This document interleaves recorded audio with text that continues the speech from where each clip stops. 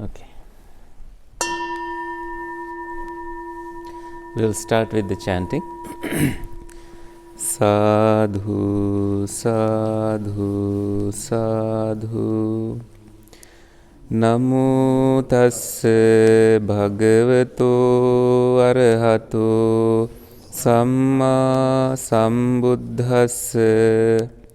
Namo tassa bhagavato arahato Samma sambuddhassa. Namo tassa bhagavato arahato Samma sambuddhassa. Buddhaṃ saraṇaṃ gacchāmi. Dhammaṃ saraṇaṃ gacchāmi. Sanghaṃ saraṇaṃ gacchāmi. Dutiyampi buddhaṃ saraṇaṃ gacchāmi. Dutiyampi dhammaṃ saraṇaṃ gacchāmi. Dutiyampi sanghaṃ saraṇaṃ gacchāmi. Tatiyampi buddhaṃ saraṇaṃ gacchāmi. Tatiyampi dhammaṃ saraṇaṃ gacchāmi. Tatiyampi sanghaṃ saraṇaṃ gacchāmi. Pānātipātā vēramani sikkhapadang samadhiyāmi. Adinādāna vēramani sikkhapadang samadhiyāmi. Kāmesu micchācārā vēramani Sikkhapadang samadhiyāmi. Musāvādā vēramani Sikkhapadang samadhiyāmi. Surāmeraya majjapamā daṭṭhāna vēramani Sikkhapadang samadhiyāmi. Sadhu, sadhu, sadhu.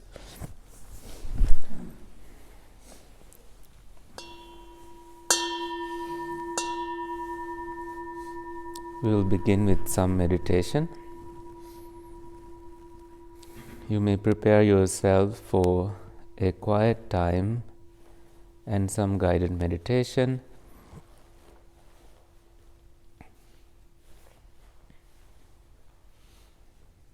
Setting up your intentions,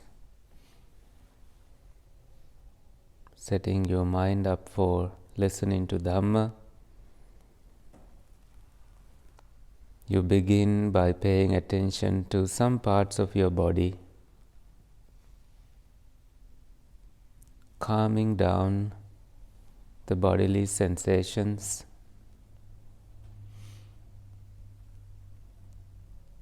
With a couple of deep inhaling and exhaling.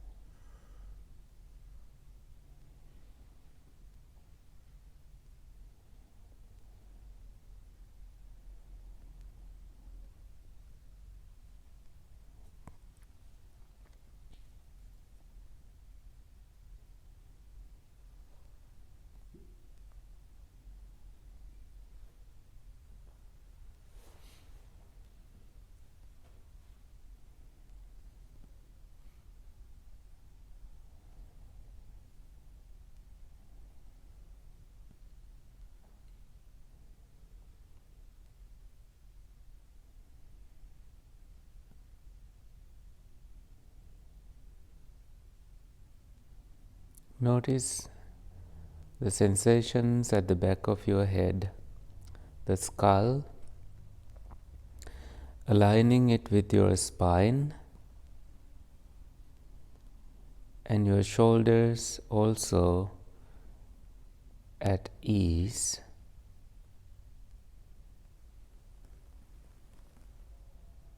And the knees particularly in a comfortable position. And further down, the soles of your feet resting, and also pay attention to the heart area where there may be some anxiety and critical thinking issues and some negative forces, energies. Now your head and the spine and your neck are all in one straight line. Scan the whole body to see where it hurts.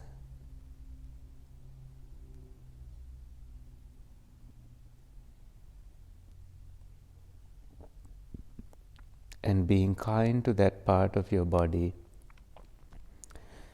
you may adjust, wiggle, move, and allow your blood circulation to happen just naturally,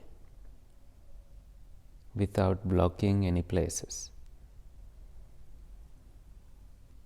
And the energy of the body may be low, but at the end of this meditation, you want your body's energy to feel stronger.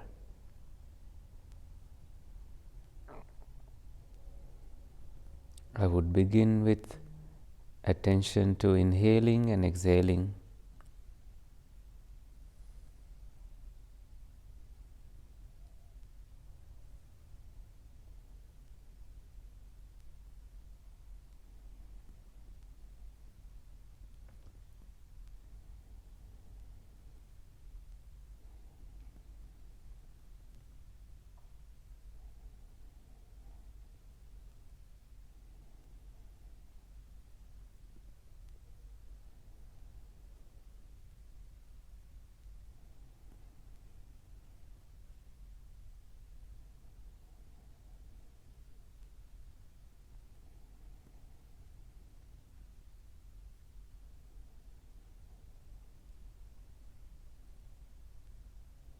Being present,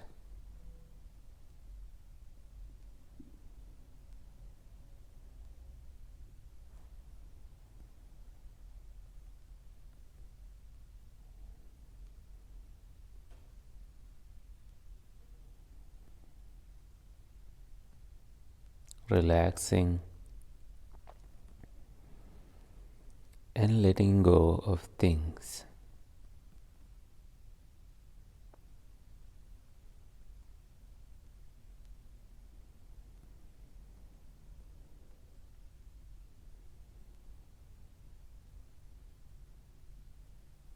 With every full breath, you relax.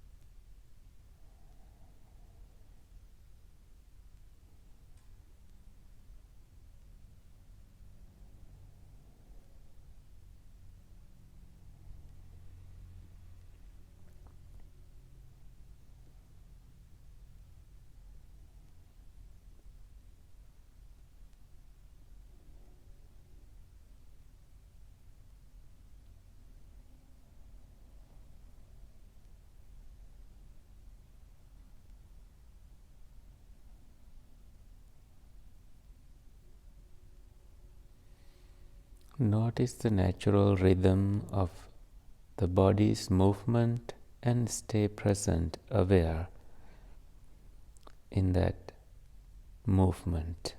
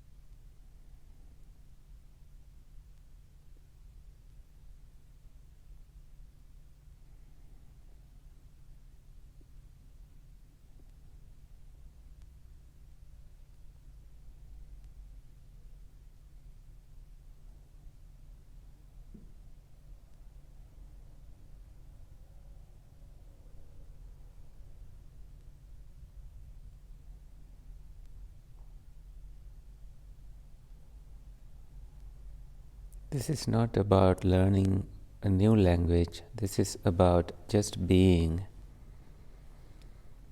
at peace with yourself. So you shouldn't have any stress. Just gently being, welcoming yourself without a judgment, full of love and care.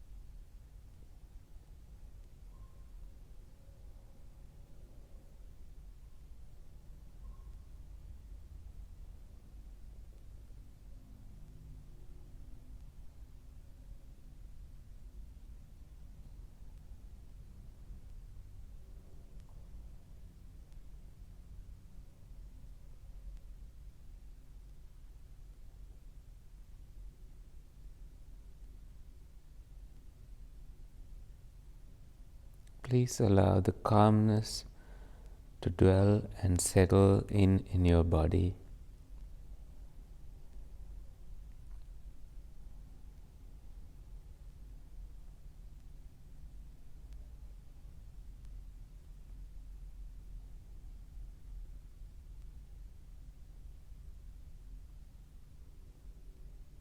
You breathe in, breathe out with calmness,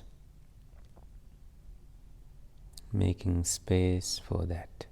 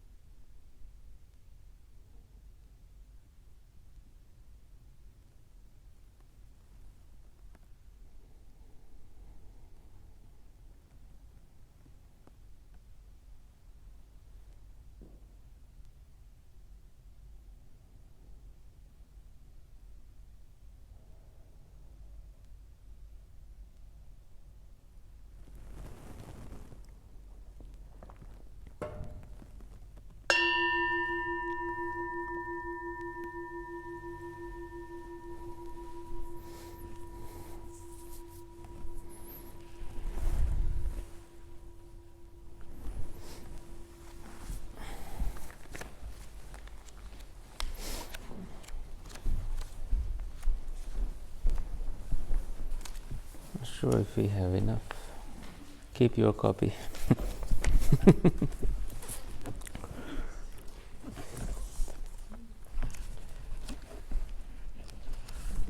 So today,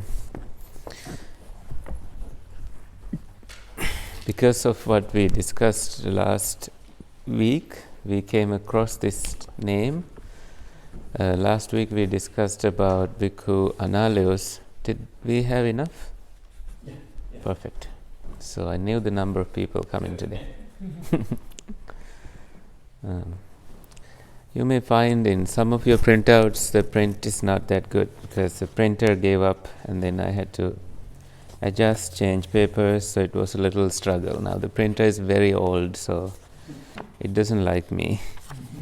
So, and Venerable Anāleus, in his writings on Satipatthana, he spoke about one particular word which is ekayana, and then he translated it as direct, so direct path.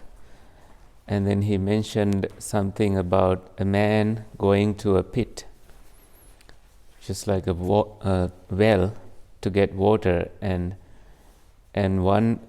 this man may go straight to the pit, or there can be other paths leading towards that pit to get water or whatever purpose he's going there for. And there he said the word ekayana, direct, is mentioned in this sutra. And we don't know where it is mentioned, it's just a long sutra. And we are not going to read the whole thing, but we will kind of go as far as we can and then learn from it. So let's read together. This is called the Great Discourse on the Lion's Roar, Mahā Sīhanāda Sutta. So Mahā means great, Sīha means the lion, Nāda is the roar, the noise. So the sutta means a discourse. Thus have I heard, on one occasion the Blessed One was living at Vesali in the grove outside the city to the west. Now on that occasion Sunakhatta, son of the Lichavis, had recently left this Dhamma and discipline. He was making this statement before the Vesali assembly. The recluse Gotama does not have any superhuman states, any distinction in knowledge and vision worthy of the noble ones. So he was rebuking. He wasn't happy about the Buddha. The recluse Gotama teaches the Dhamma merely hammered out by reasoning, following his own line of inquiry as it occurs to him. And when he teaches the Dhamma to anyone, it leads him, when he practices it, to the complete destruction of suffering. So that is the reasoning that he thinks that the Buddha is giving, and that he says is the Buddha's own reasoning, as if it doesn't sounding like it doesn't work. It's just his own reasoning. Then, when it was morning, the Venerable Sariputta, dressed and taking his bowl and outer robe, went into Vesali for alms. See, notice alms, A-L-M-S, because alms is not arms. Because people do alms givings, and then I see in Facebook they say we did an alms giving, A-R-M-S giving, and so I don't correct them because they think that the two words are the same. Then he heard Sunakhatta, son of the Lichavis, making this statement before the Vesali assembly. Why is it say son of the Lichavis? Lichavis is a clan, so usually they are known by the clan they belong to.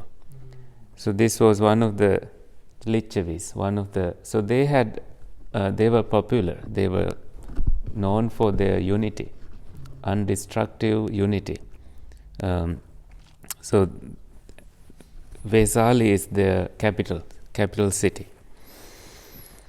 When he had wandered for alms in Vesali and had returned from his alms round, after his meal he went to the Blessed One, and after paying homage to him, he sat down at one side and told the Blessed One what Sunakhatta was saying. Then the Blessed One said, Sariputta, the misguided man Sunakhatta is angry, and his words are spoken out of anger, thinking to discredit the Tathagata. So the meaning of Tathagata, it is an epithet to the Buddha. It's a different way to address the Buddha. The meaning is thus gone one. Tatha means thus, Gata means gone, had a certain way of, certain conduct that led him to become the Buddha. He actually praises him. So the man is thinking of discrediting the Buddha, but he is praising him. For it is a praise of the Tathagata to say of him, when he teaches the Dhamma to anyone, it leads him, when he practices it, to the complete destruction of suffering. So it's a good. So the Buddha looks at it as a positive praise. But Buddha also notices that this man is speaking of it in anger. So when somebody says something in anger, people, although it's a nice thing to say, it doesn't fall that nicely in everybody's ears. So one of the ways the Buddha labeled people is to say misguided man. The Pali for that is Mogha Purisa. Mogha Purisa literally translates as foolish man. So it sounds like the worst way the Buddha can blame somebody. So, number 5, let's read. Sariputta, this misguided man, Sunakhatta, will never infer of me according to Dhamma. So, that Blessed One is accomplished, fully enlightened, perfect in true knowledge and conduct, sublime, knower of the worlds, incomparable leader of persons to be tamed, teacher of gods and humans, enlightened and blessed. What is that? This is just the 9 qualities that you chant as Itipiso Bhagava. So this is where we get that from. Nobody made that up. It's just how the Buddha was praised at that time. And now when we chant Itipiso, we begin with that Blessed One is accomplished, fully enlightened, Samma Sambuddho, perfect in true knowledge and conduct. That's Vijjacharana Sampanno, sublime, Sugato, knower of the worlds, Lokavidu, incomparable leader of persons to be tamed, Purisa Dhamma Sarati, teacher of gods and humans, Sattha Deva Manusana, enlightened, Buddho, blessed, Bhagava. So that's that. So this man will never see those in the Buddha. That's what he says. Number 6, and he will never infer of me according to Dhamma. See the 6 qualities of Dhamma. That Blessed One enjoys the various kinds of supernormal power. Having been one, he becomes many. Oh, that's not the 6 qualities of Dhamma. So different. So that Blessed One enjoys various kinds of supernormal power. Having been one, he becomes many. Having been many, he becomes one. He appears and vanishes.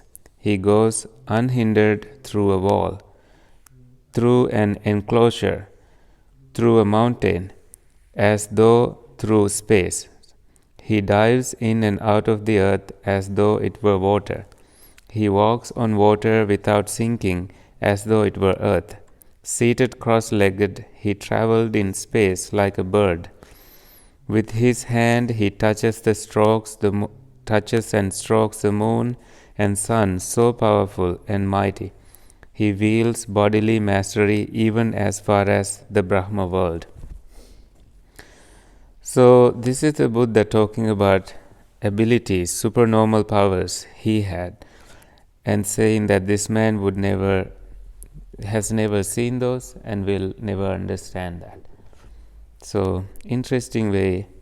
Usually you would think that when somebody is a Buddha, they will not talk about themselves, because that includes praising, because we feel uncomfortable doing that, like I have this, I have that.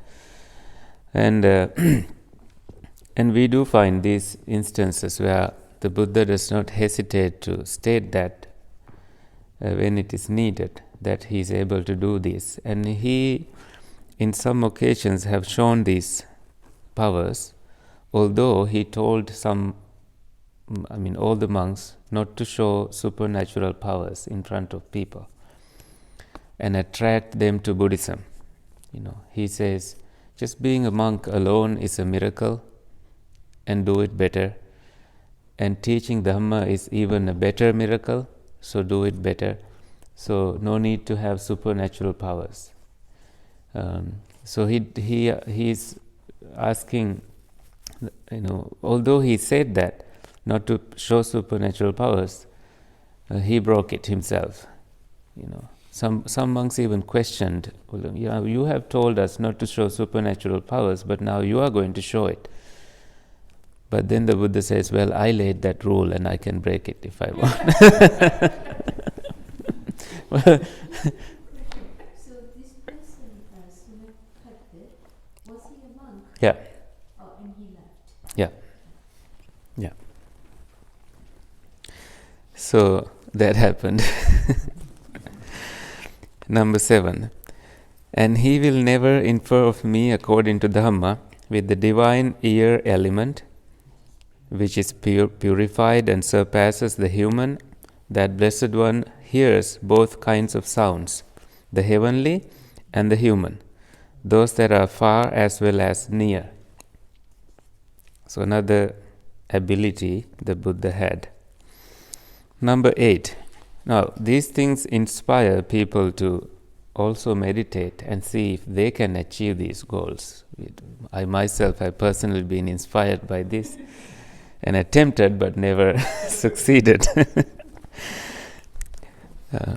Number 8. And he will never infer of me according to Dhamma. That Blessed One encompasses with his own mind the minds of other beings, other persons. He understands a mind affected by lust as affected by lust, and a mind unaffected by lust as unaffected by lust. So this is how he sees. He sees people based on the kind of defilements that they have. He understands a mind affected by hate as affected by hate, and a mind unaffected by hate as unaffected by hate. He understands a mind affected by delusion as affected by delusion, and a mind unaffected by delusion as unaffected by delusion. He understands a contracted mind as a contracted mind, and a distracted mind as distracted. He understands an exalted mind, which is a little big mind, widened mind, as exalted mind, and an unexalted mind as unexalted. He understands a surpassed mind as surpassed, and an unsurpassed mind as unsurpassed. So here surpassed and unsurpassed means you have surpassed human abilities, you go beyond human abilities. So normally we are not in jhanas when we live in our normal lives, but here your mind can surpass the normal human states, attaining jhanas and to different attainments like nothingness, infinite space, like spaces. And these states the Buddha can tell, now you have attained those. He understands a concentrated mind as a concentrated and an unconcentrated mind as unconcentrated. He understands a liberated mind as liberated and an unliberated mind as unliberated. So then we have a list of 10 powers of Tathagata. Sariputta, the Tathagata has these 10 Tathagatas powers, possessing which he claims the herd leader's place, roars his lion's roar in the assemblies, and sets rolling the wheel of Brahma. What are the 10? Here, the Tathagata understands as it actually is the possible as possible and the impossible as impossible. So, please go to footnote 6.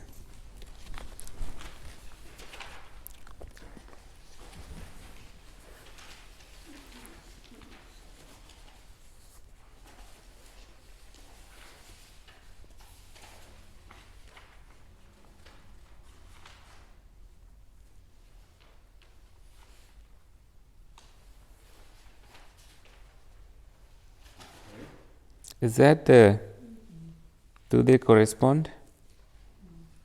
Yeah, that. So go to VBH section, where section 809 explains this knowledge with. So it's under footnote 6, and you see a place that begins with VBH.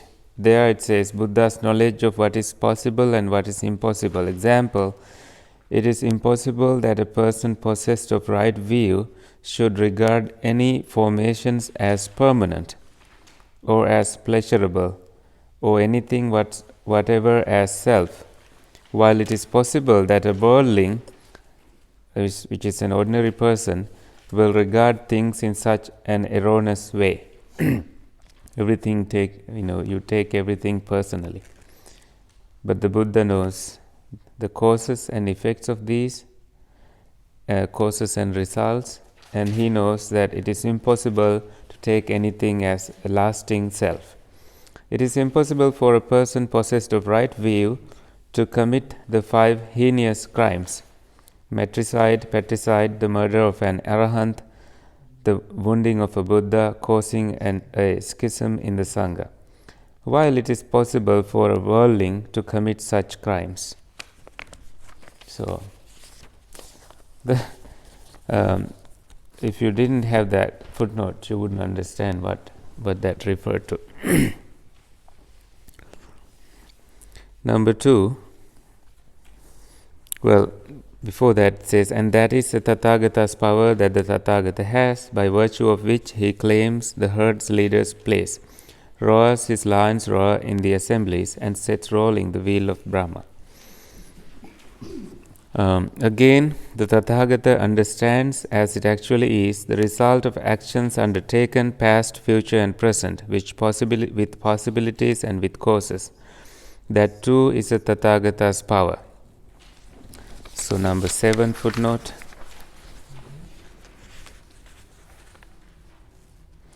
Herein the Tathagata comprehends that there are some evil actions performed which do not mature because they are prevented from maturing by a fortunate rebirth, a fortunate body, a fortunate time, a fortunate effort, while there are some evil actions performed which mature because of an unfortunate rebirth, etc. There are some good actions which do not mature because of an unfortunate rebirth, etc. While there are some good actions which mature because of a fortunate rebirth. So, this is talking about karma. When somebody is in love with, some monks, for example, they fall in love with women that come to visit the monastery, bringing food. Then they are kind of thinking whether to quit being monks and return to the ordinary lives, and then they are taken to the Buddha, because then the Buddha asks, is that true that you fell in love with that woman?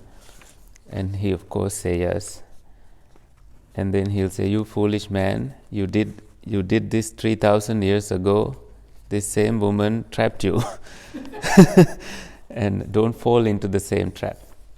So it's a past karma.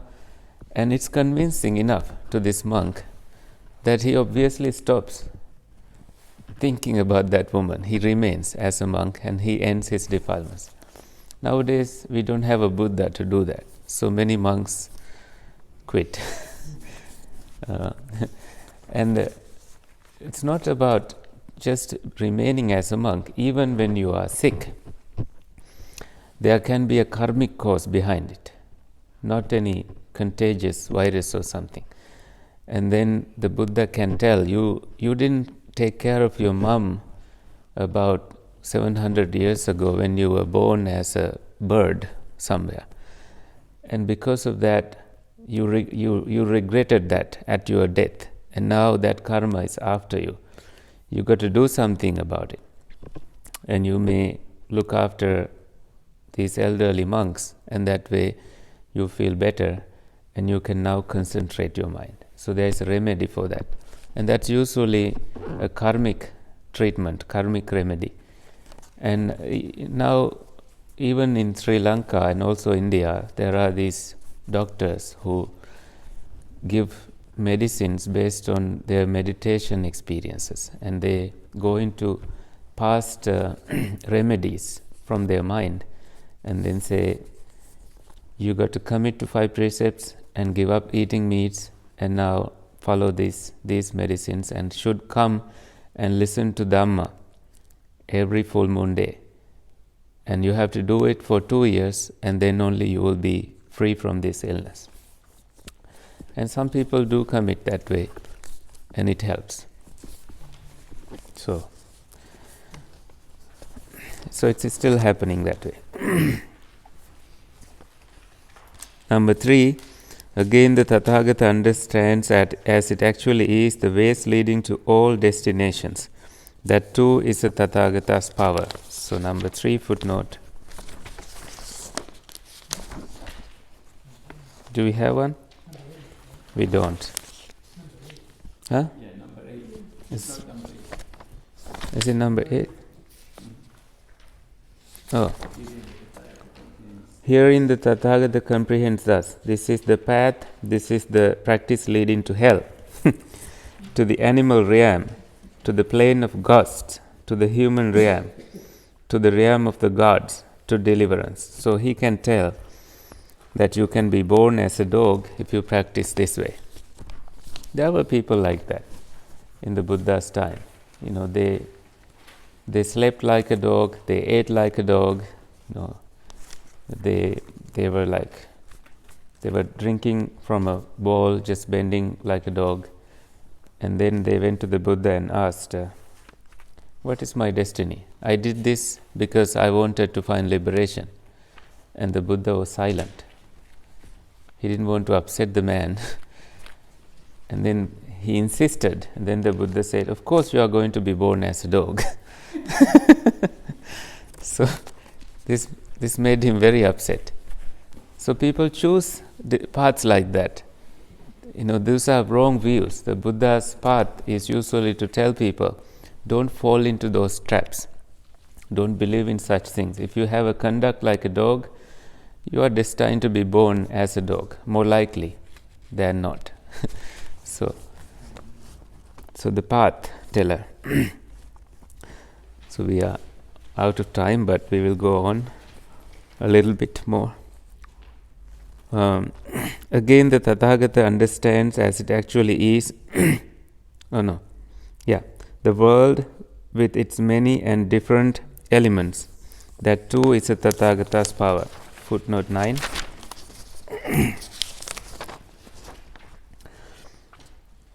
Different aggregates, the different sense bases and different elements.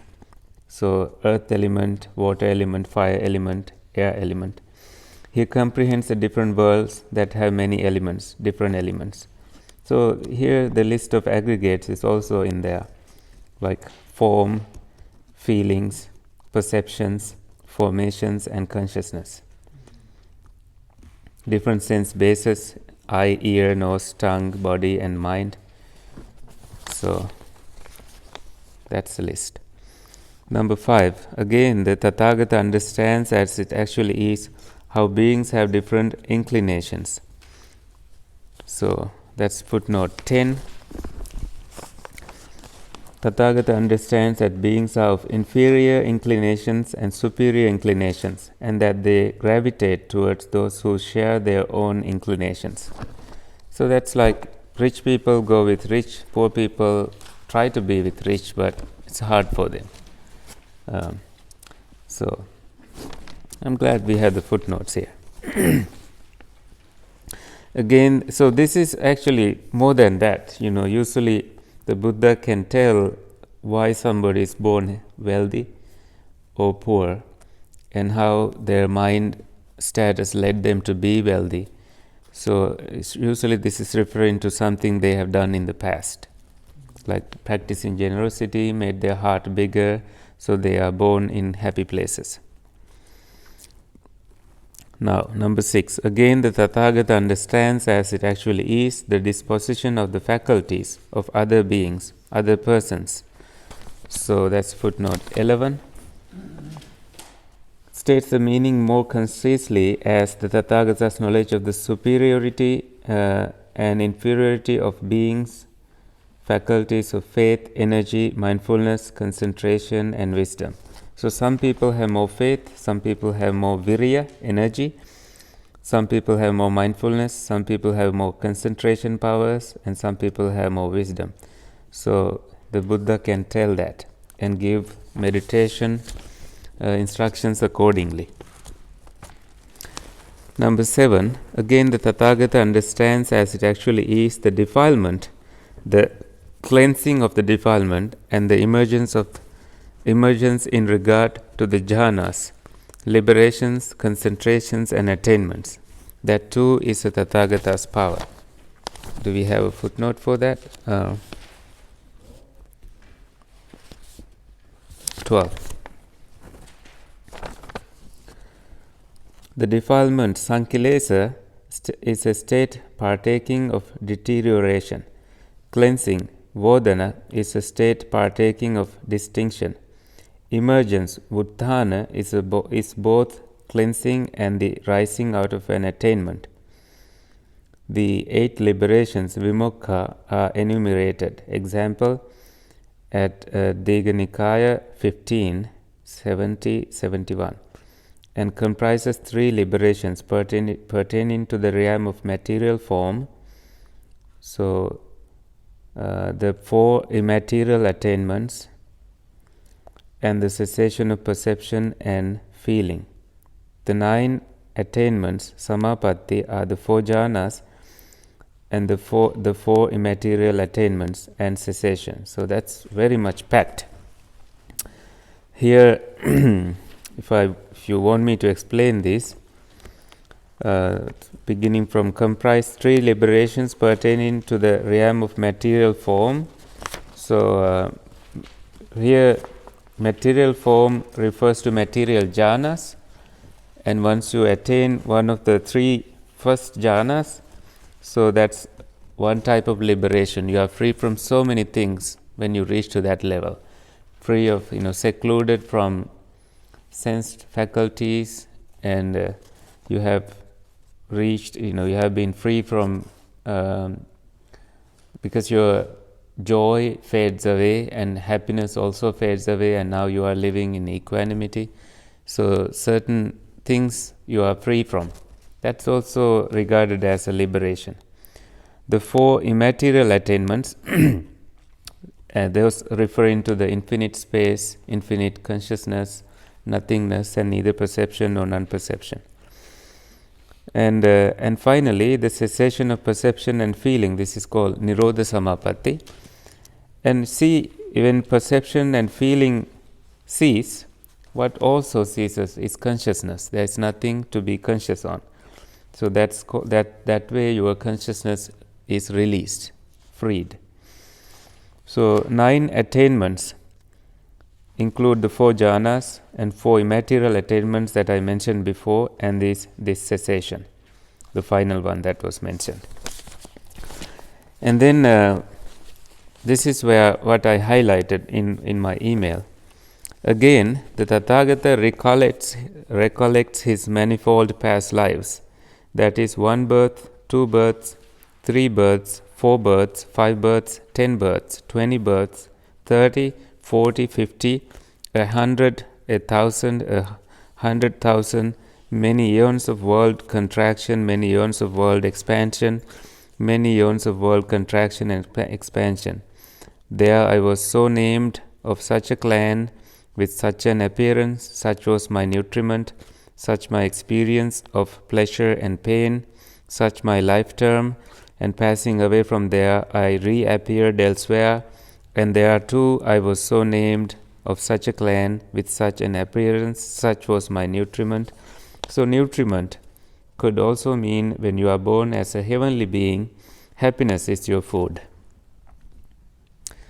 In certain heavens, happiness, you take happiness and you are happy for the things you have done. You survive based on thinking of that, and that. So nutriments, not like human nutriment. When you are born as human, you need food, like gross food, and then you can tell this is what you survived based on. Such my experience of pleasure and pain, such my life term, and passing away from there I reappeared here. Thus, with their aspects and particulars, he recollects his manifold past lives. So this is his ones, and he also can tell about us. That too is the Tathagata's power.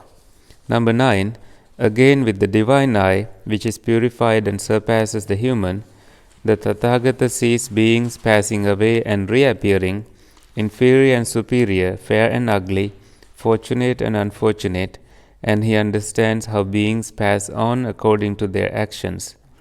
Thus, these were the beings who were ill-conducted in body, speech and mind, revilers of the noble ones. This is a very bad thing to do. When you have reviled a noble person, until it's very hard for you to attain any attainment. Other karmas, not the 5 great 5 anantariya karmas, but if you have reviled, if you have scolded a noble person, someone who has become a stream winner, once returner, non-returner, or an arahant, someone who is on the path or in the fruition, if you have scolded, which means you have wrong view, you don't believe in it, and therefore your mind is going to have bad karma, that bad karma followed, and that no matter how hard you try to meditate, you kind of feel numb in that. You don't progress. That's because you have. So that's why if you don't understand it, just don't say anything. If somebody says, "Oh, I have realized it." "Oh, is that so? Good for you." Don't comment. Don't question, don't rebuke, don't scold. It's not just because you don't understand doesn't mean you need to criticize them everywhere. So Sunakata was doing that. Sunakata was going after, going to assemblies and telling the Buddha is a bad person. And wrong in their views, giving effect to wrong view in their actions on the dissolution of the body after death, have reappeared in a state of deprivation, in a bad destination, in perdition, even in hell. But these worthy beings, who were well conducted in body, speech and mind, not revilers of noble ones, right in their views, giving effect to right view in their actions on the dissolution of the body after death, have reappeared in a good destination, even in the heavenly world. Thus, with the divine eye, which is purified and surpasses the human, he sees beings passing away and reappearing, inferior and superior, fair and ugly, fortunate and unfortunate, and he understands how beings pass on according to their actions. That too is a Tathagata's power. Now, in modern world, we don't really comment on anybody's appearance, body shaming and so many things. We don't say somebody is black or brown or anything. But here the Buddha is seeing the underlying causes of someone's mental state. They are labeled as ugly, labeled as this way, because they did these things in the past. So, of course, when somebody has done something that makes them feel guilty, they look ugly, no matter how beautiful they are. Thank you for being. Are you leaving or you're changing your That's right. Yeah. I'm getting closer to that place. Okay, number 10, and we will be done. Again, by realizing it for himself with direct knowledge, the Tathagata here and now enters upon and abides in the deliverance of mind and deliverance by wisdom that are taintless with the destruction of the taints. That too is a Tathagata's power that a Tathagata has, by virtue of which he claims the herd leader's place, roar his lion's roar in the assemblies, and sets rolling the wheel of Brahma. Tathagata has these 10 Tathagatas' powers, possessing which he claims the herd leader's roar. Sariputta, when I know and see thus, should anyone say of me, the recluse Gautama does not have any superhuman states, any distinction in knowledge and vision worthy of the noble ones, the recluse Gautama teaches a Dhamma merely hammered out by reasoning, following his own line of inquiry as it occurs to him, unless he abandons that assertion and that state of mind and relinquishes that view, then as surely as if he had been carried off and put there, he will wind up in hell. So that's the comment about Sunakata. Unless he give up that idea, he is destined to go to hell. Just as a bhikkhu possessed of virtue, concentration and wisdom would here and now enjoy final knowledge, so it will happen in this case. I say that unless he abandons that assertion and that state of mind and relinquishes that view, then as surely as if he had been carried off and put there, he will wind up in hell. So you saw in number 10, deliverance of mind and deliverance by wisdom. So Ceto Vimutti and Panya Vimutti. So these are two ways in later discourses, not in the earliest teachings. So you experience some sort of vimutti, liberation. So that's the deliverance is another word for liberation here. These two ways, cultivating wisdom and cultivating the mind. So Ceto Vimutti is freedom that you gain through the jhanas and samadhi meditation, and the other one is more of insight practice, cultivating insight and insight and insight, and that releases you. So in the case of Patachara, the nun, I wouldn't know which one she experienced. She had oil lamp burning in her kuti, in the dwelling place, and she washed her feet, and her mind went with the water. It went with different lengths as she saw, and then she went inside the hut, and the oil lamp. She kind of let the flame go, and just as that happened, she experienced deliverance.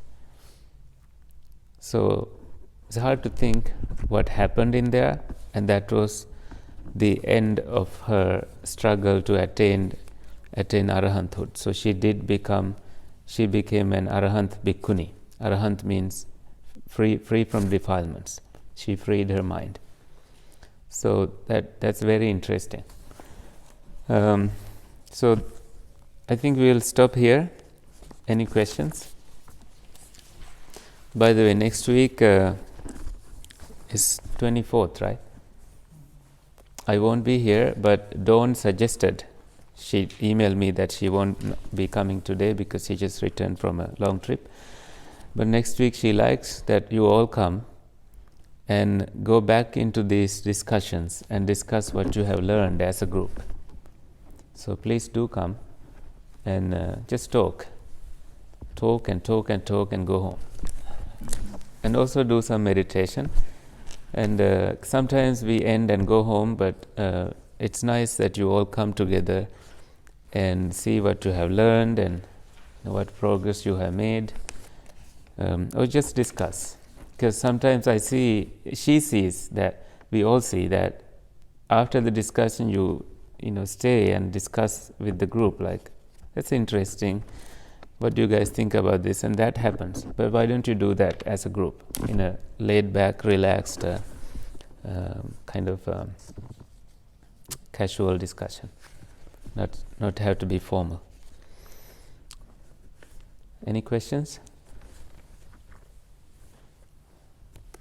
No?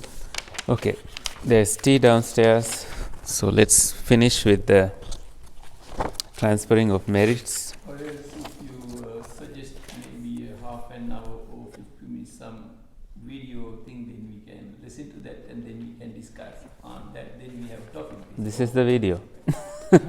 We have not done this in. Want to read further? And then, yeah, that's yours. Okay, thank you. Yeah.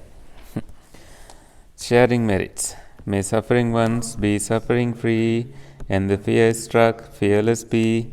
May the grieving shed all grief, and may all beings find relief. May all beings share this merit that we have thus acquired for the acquisition of all kinds of happiness.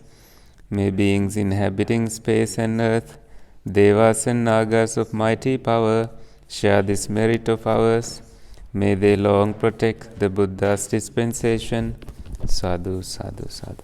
In the email I have sent you the Nidana, Mahā Nidana Sutta. Please read that.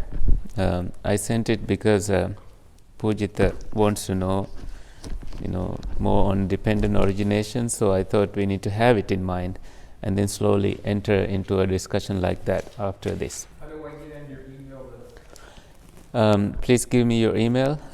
You can write it down there, and then I will enter. Yeah. So, thank you.